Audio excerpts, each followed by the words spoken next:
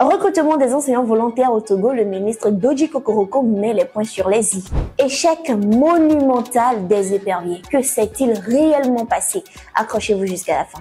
Enseignants volontaires au Togo, le ministre des Enseignements, professeur Doji Kokoroko, a rappelé des règles strictes pour le recrutement des enseignants volontaires afin de combler le déficit personnel dans le système éducatif. Les volontaires doivent remplir des critères académiques précis et être recrutés par le biais des directeurs régionaux de l'éducation en collaboration avec le comité de gestion des établissements scolaires. La communauté catholique est en deuil. Assassinat d'un prêtre togolais au Cameroun. Le prêtre Christophe Komlan Badjogo a été tué par balle à Yaoundé lors d'une tentative de vol. L'église catholique et les autorités camerounaises appellent à une enquête pour traduire les coupables en justice.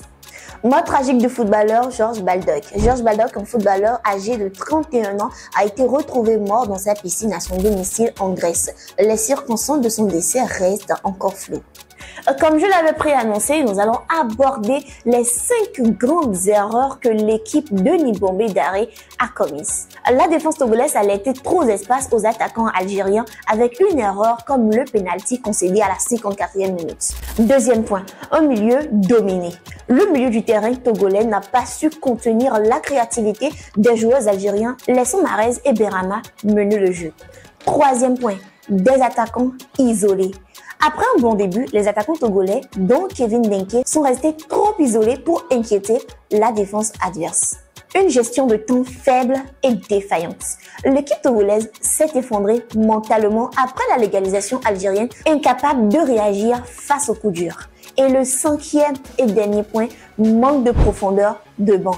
Contrairement aux remplaçants algériens, les changements togolais n'ont pas apporté l'effet escompté, soulignant un manque de profondeur dans l'effectif. Nous clôturons ce survol de l'actualité. Au Burkina, on parle de la crise minière. Le président Ibrahim Traoré a annoncé des mesures pour retirer les permis d'exploitation minière accordés aux multinationales au Burkina Faso. Ceci vise à renationaliser le secteur pour que les bénéfices reviennent au pays. Des experts craignent que cela n'effraie les investisseurs.